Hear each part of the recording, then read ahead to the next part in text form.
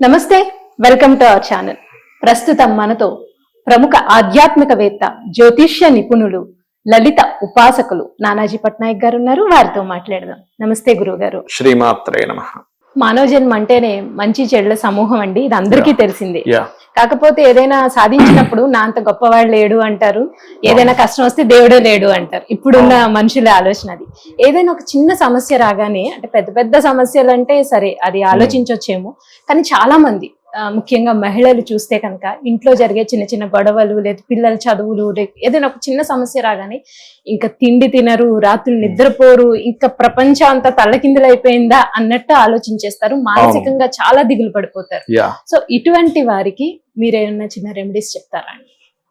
First of all ఏంటంటే అమ్మా, చాలా మందికి సమస్య కంటే కూడా సమస్య గురించి ఆలోచించడం వల్లే చాలా డిస్టర్బ్ అవుతారు. ఎక్కువ ఊహించుకోవడం వల్ల అలా ఎక్కువ ఊహించేసుకుని ఆలోచిస్తూనే ఉంటారు.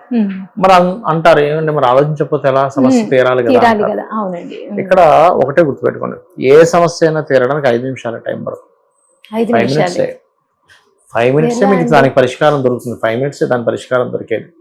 కాకపోతే కొన్నిటిని మీరు ఇది ఇలాగే ఉంటుందని అర్థం చేసుకోవడం వల్ల ఉంటాయి. అంటే చిన్న ఎగ్జాంపుల్ చెప్తాను చూడండి. ఇప్పుడు చిన్న ఎగ్జాంపుల్ ఎట్లా అంటే, ఒక పిల్లవాడు రోజు స్కూల్కి వెళ్ళడానికి చిన్నప్పుడు ఏడుస్తుంటారు చూడండి పిల్లలు, తీసుకెళ్ళడానికి అసలు విపరీతంగా ఏడుస్తూనే ఉంటారు. ఆ తల్లి కనుక ఆ కంప్లీట్ సిచ్యువేషన్ అర్థం చేసుకుంటే వీళ్ళు ఎంతకాలం ఏడుస్తారు? ఒక 10 రోజులు, 15 రోజులు, నెల రోజులు స్టార్టింగ్ డేస్ ఏడుస్తారు. ఏడ్చేటప్పుడు జరిగేటువంటి పరిణామాలు ఇవన్నీ అర్థం చేసుకుంటే చాలా సింపుల్ గా ఒక పనిగా టకటక తీసుకెళ్ళిపోతుంది. ఏడుస్తున్నా తీసుకెళ్ళి పడేస్తుంది, వచ్చేస్తుంది. అలా కాకుండా అమ్మ వీడు ఏంది ఏడుస్తున్నాడు అంటే, వీళ్ళు ఏదైనా లోపం ఉందా, వీడు ఇట్టగి ఏడుస్తాడా, లేకపోతే వీడు ఇంకా జీవితంలో అసలు చదవడా అనే దాన్ని మైండ్ లో పెట్టుకున్నారంటే అది కుదరదు. ఇట్లాంటివి ఈ పిల్లడి ఏడుపు దగ్గర కాదు, చిన్న చిన్నవి. అంటే ఉదాహరణకి ఎవరో చుట్టాల్లో ఏదో అన్నారట అనేది మన చెవులో అనిపిస్తుంది. వీళ్ళు ఇట్లా అనుకుంటారా, సరే వీడు మనకు తెలిసిన వాళ్ళతో అన్నారు, ఇంకెంతమందితో అన్నారు, ఎంతమంది ఇంకెన్ని రకాలుగా అనుకుంటున్నారు. ఆ రోజు నన్ను కలిసినటువంటి ఆవిడ నా ముఖంలో ఒక రకంగా చూసింది, ఈ విషయం తెలిసే చూసిందా, అసలు ఆవిడ ఎందుకు నమ్ముతుంది, వీడు చెప్పినందుకు మాత్రం ఆవిడ నమ్మాలా అని రకరకాలుగా తిరుగుతుంది. ఒకటే గుర్తుపెట్టుకోవాలి, మీరు నిజంగా ఆ పని చేశారా, చేస్తే సరే అనుకుంటారు. ఇప్పుడు ఏమైపోయింది, చెయ్యలేదు అనుకోండి ఉదాహరణకి.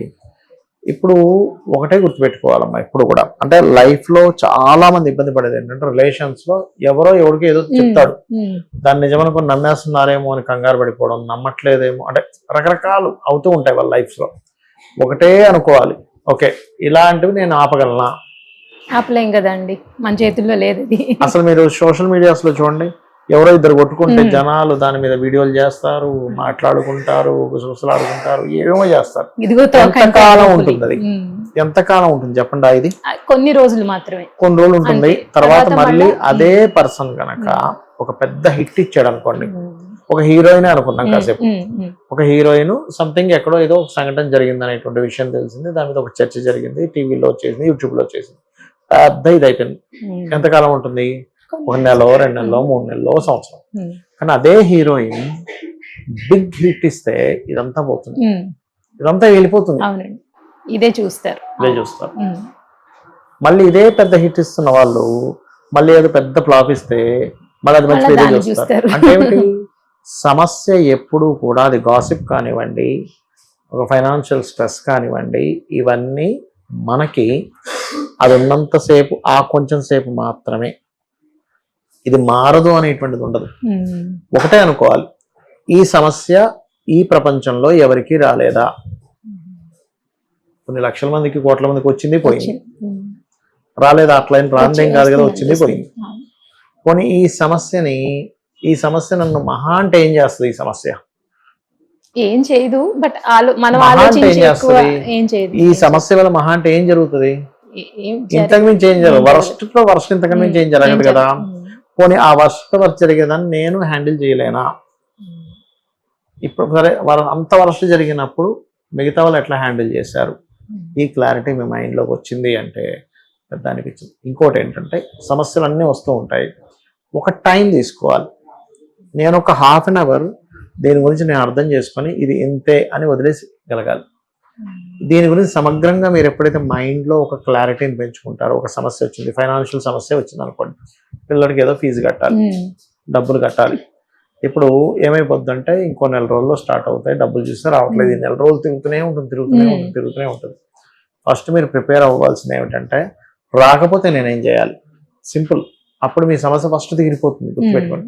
సరే డబ్బులు లేదు, రాలేదు, అసలు రావు, నేను ప్రయత్నం చేసినా రాలేదు అనుకున్నాను, అప్పుడు ఏం చేయాలి, ఇది కాకపోతే ఇంకో దానిలో జాయిన్ చేస్తా, అయిపోయింది ఫిక్స్. అమ్మో ఇదే రావాలి, వాడికి యోగం లేదేమో పిల్లవాడికి, అందుకే తల్లిదండ్రులకి ఇట్లాంటి ఇబ్బంది వచ్చింది, ఫైన్. సరే ఇది కాకపోతే ఇది, సరే వస్తే ఏ సోర్సెస్ ఉన్నాయి నాకు డబ్బులు రావడానికి, నేను బంగారం తాకట్టు పెట్టుకోగలనా, లేకపోతే నా భూమి తాకట్టు పెట్టుకోగలనా, లేకపోతే నాకు తెలిసిన చుట్టాలు ఎవరైనా అడిగితే ఇస్తారా, లేకపోతే లోన్స్ ఏమైనా అప్లై చేయొచ్చు, ఎడ్యుకేషన్ లోన్స్ ఏమైనా అప్లై చేయొచ్చు. వేస్ అన్ని వెతుక్కోవాలి. వెతుక్కున్నాము, ట్రై చేస్తున్నాము, ఒక పనిగా పెట్టుకోవాలి. ఏమవుద్దంటే చాలా మంది ఎక్కువ ఆలోచించడం వల్ల ప్యానిక్ అయిపోతారు. మనకుండే సోర్సెస్ అన్ని మర్చిపోతాం మనం ఎప్పుడైతే ఓవర్ గా థింక్ చేసేసి ఇదైపోతామో, నిద్రపోకుండా ఏమైపోతుందని ఆరోగ్యం దెబ్బతింటుంది. కాబట్టి పేపర్ మీద రాసుకోవాలి ఎప్పుడు కూడా. సమస్య అనేటువంటిది పేపర్ మీదకి ఎప్పుడైతే వెళ్ళిపోయిందో సమస్య తీరిపోద్ది, ఫస్ట్ గుర్తుపెట్టుకోండి. ఇది సమస్య, దీనికి ఉండేటువంటి కారణాలు ఏంటి అంటే సమస్య రావడానికి గల కారణం ఏంటి, సమస్య తీరడానికి గల కారణం ఏంటి, రెండు ఉంటాయమ్మా. ఒక సమస్య ఊరికనే రాదు. మనం దాన్ని నిజంగా సమస్య అనుకుంటున్నామా, జనరల్ గా లైఫ్ లో జరిగే సంఘటనని మనం సమస్యను భావిస్తున్నామా? అది సమస్య అవ్వదు ఒక్కోసారి. అది నువ్వు ఆల్రెడీ గతంలో ఎప్పటి నుంచో వేసుకోవాల్సిన లాంగ్ టర్మ్ ప్రణాళిక నువ్వు వేసుకోలేనందుకు ఆ సమస్యగా మారింది. ఎట్లా ఉంటుందంటే ఇదే ఇక్కడ ఒక 2 లక్షలు 3 లక్షలు కాలేజీలో కట్టాల్సిన డబ్బుని నువ్వు ఇప్పుడు ఎందుకు గుర్తించావు, నువ్వు 4-5 సంవత్సరాల క్రితం ఎందుకు గుర్తించలేదు, అందుకే సమస్యగా మారింది. లాంగ్ టర్మ్ ప్రణాళికను వేయకపోవడం వల్ల సమస్య మారింది. కొన్ని సమస్యలు అట్లా ఉండవు, సడన్ గా ఏదో హెల్త్ ఇష్యూ వస్తుంది, యాక్సిడెంట్, హెల్త్ ఇష్యూ, దాని లాంగ్ టర్మ్ ఏదో ఉంటుంది. ఇన్సూరెన్స్ కట్టుకొని ఉంటే, హెల్త్ ఇన్సూరెన్స్ కట్టుకొని ఉంటే అది నీకు సమస్యగా వచ్చేది కాదు. అంటే నీకు వచ్చే సమస్యలను నువ్వు ముందుగా గుర్తించకుండా వాటికి లాంగ్ టర్మ్ ప్లాన్ ఎక్కడ నువ్వు వేసుకోలేదు. ఈ జ్ఞానాన్ని ఫస్ట్ నువ్వు పొందాలి. అంటే నేను ప్లానింగ్ వేసుకోవడంలో ఫెయిల్ అయ్యాను, ఫ్యూచర్ లో నాకు ఇది జరగకుండా ఉండాలంటే ఏం చేయాలనేటువంటిది పెట్టుకోవాలి. సరే రైట్, మన చేతుల్లో కొన్ని సమస్యలు ఉండవు, కొన్ని లాంగ్ టర్మ్ ప్లానింగ్ చేసుకోకపోవడం వల్ల వస్తుంది, కొన్ని చేసుకోవడం వల్ల వస్తుంది, సంథింగ్ వస్తుంది. అసలు సమస్య రాకుండా ఉండాలంటే ఏం చేయాలి అంటే, మీకు పెద్ద పెద్దవి ఆకస్మికంగా వచ్చే సంఘటనలు ఎందుకు వస్తాయి అంటే, 8th లార్డ్ కనెక్టివిటీ ఉందనుకోండి జాతకానికి, సడన్ సమస్యలన్నీ వస్తుంటాయి. ఒక యాక్సిడెంట్స్ అవడం అను, హెల్త్ ఇష్యూ వచ్చేది, ఆపరేషన్ అను, పెద్దగా మనకేంట్లో ప్రాబ్లం బాగానే ఉందనుకో ఆపరేషన్ అంటాడు, హాస్పిటల్ వెళ్తే 2 లక్షలు కట్టాలంటే ఇక్కడ చూస్తే డబ్బులు ఉండవు, 50,000 ఉంటాయి చేతిలో, 1,50,000 ఎవరిని అడగాలి, సమస్య ఉంటుంది. నేనేమంటానంటే అసలు మీకు అసలు సమస్య రాకుండా ఉండాలంటే నిత్యము దీపారాధన చేయండి, మార్నింగ్ ఈవినింగ్. భగవంతుని నీవే శరణాగతి అనుకోండి.